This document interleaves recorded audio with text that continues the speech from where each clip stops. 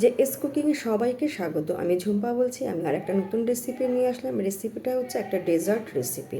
যেহেতু কালকের আমাদের রাখি বন্ধন উৎসব, সেই হিসাবে আমি একটা বাড়িতে একটা বানিয়েছি, সেটাই আপনাদের সঙ্গে আমি শেয়ার করলাম। তার জন্য আমি নিয়ে নিয়েছি কিছুটা পরিমাণে কাজু আর কিশমিশ। কিশমিশ এটা নিয়েছি, আর নিয়েছি এখানে 100 গ্রাম পরিমাণে চিনি, আর নিয়েছি 50 গ্রাম গোবিন্দভোগ চাল ধুয়ে জল ঝরিয়ে রেখেছি, আর একটু কেশর। আচ্ছা, এইবার আমি এদিকে দুধ আমি আগে থেকে 750 দুধ জালে বসিয়ে দিয়েছি, দিয়ে কমিয়ে এটাকে আমি 500-তে আমি নিয়ে এসেছি। এই দুধ জালটা যতটা ভালো হবে, যতটা ঘন হবে, ততটা কিন্তু এর স্বাদটা অনেকটা বেড়ে যাবে। আর মিষ্টিটা আপনারা আপনাদের মতো করে দেবেন, যে যেমন মিষ্টি খান। আমরা একটু কম মিষ্টি খাই বলে কম চিনি দিয়েছি, আপনারা যদি বেশি খান তো বেশি দেবেন, তবে কম মিষ্টিতে স্বাদটা কিন্তু অনেকটাই বেশি ভালো হয়। তো আমার এই দুধটা আমি লো ফ্লেমে রেখে রেখে আস্তে আস্তে করে এটাকে আমি ফুটিয়ে নিয়েছি। আচ্ছা, এরপর আমি যেটা বলছি যে আমি বাড়িতে আগে থেকেই 1.5 লিটার দুধ জাল দিয়ে আমি কিন্তু ক্ষীর বানিয়ে রেখেছি। খোয়া ক্ষীরটা আপনারা চাইলে বাজার থেকেও কিনে নিতে পারেন, কিন্তু আমি এটা সম্পূর্ণটাই আমি ঘরেই তৈরি করেছি। ক্ষীরটা আমি 1.5 লিটার দুধ আগে থেকে আমি জাল দিয়ে ওটাকে আমি ক্ষীর বানিয়ে নিয়েছি। আচ্ছা, এই যে চিনিটা 100 গ্রাম আছে, চিনিটা আমি এর সঙ্গে আমি অ্যাড করে দিলাম। দিয়ে চিনিটাকে একটু আমি গলে গেলেই, একটু যখন ফুটে যাবে, তখন আমি এর মধ্যে যে ক্ষীরটা আমি বানিয়ে রেখেছি, সেই ক্ষীরটাই আমি এর মধ্যে আমি অ্যাড করব।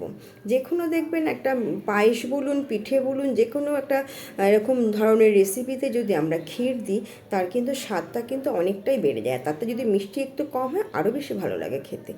তো আমি এই যে ঘরে আগে থেকেই বানিয়ে রেখে দিয়েছিলাম, সেই ক্ষীরটা, সম্পূর্ণ ক্ষীরটাই কিন্তু আমি এখানে আমি দিয়ে দিলাম। ক্ষীর বানানোর প্রসেসটা নিশ্চয়ই আপনারা জানেন, না জানলে পরে আমি আর একদিন ক্ষীর বানিয়ে তার রেসিপিটা আপনাদের সঙ্গে আমি শেয়ার করে দেবো।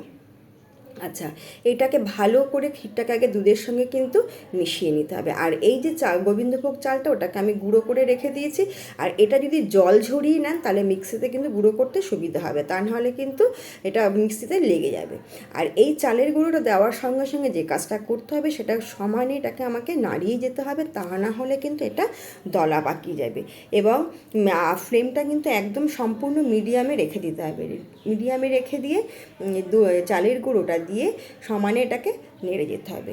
যে সমস্ত বন্ধুরা আমার রেসিপিটা দেখছেন, তাদের অবশ্যই প্রথম থেকে শেষ পর্যন্ত দেখার অনুরোধ রইল। নতুন বন্ধুদের বলবো আপনারা আমার পাশে থাকবেন। আচ্ছা, আমি এর মধ্যে 1 চিমটে কেশর আমি দিয়ে দিলাম, অ্যাড করলাম। আচ্ছা, নতুন বন্ধুদের বলবো আপনারা আমাকে সাবস্ক্রাইব করে পাশে থাকা বেল আইকনটি প্রেস করে দেবেন, এবং লাইক, কমেন্ট, শেয়ার করে দেবেন যদি আমার রেসিপিটা ভালো লাগে। সব বন্ধুদের উদ্দেশ্যেই বলছি, তার আপনারা কিন্তু এই রেসিপিটা যদি ভালো লেগে থাকে, অবশ্যই এটাকে শেয়ার করবেন, লাইক করবেন এবং সুন্দর সুন্দর কমেন্ট দেবেন। আচ্ছা, আমার কিন্তু এই ডেজার্ট রেসিপিটা কিন্তু কমপ্লিট হয়ে গেছে। এইবার এটাকে সার্ভ করতে হবে, এবং সার্ভটা কিন্তু অবশ্যই গরম গরম করতে হবে, নাহলে ঠান্ডা হলে কিন্তু জমে যাবে।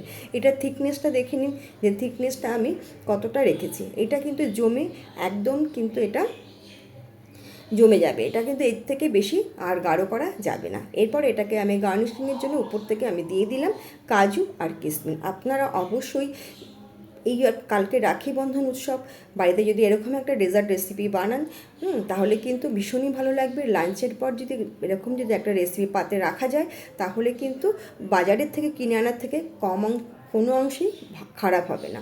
আপনারা অবশ্যই এটা বাড়িতে করবেন, এবং কালকে যেহেতু রাখি বন্ধন উৎসব, আপনারা করে এটাকে খেয়ে দেখবেন যে কত একটা সুন্দর একটা রেসিপি। আমি এটাকে গার্নিশিং করে দিলাম, দিয়ে এটাকে আমি কিছুক্ষণ রেখে দেবো।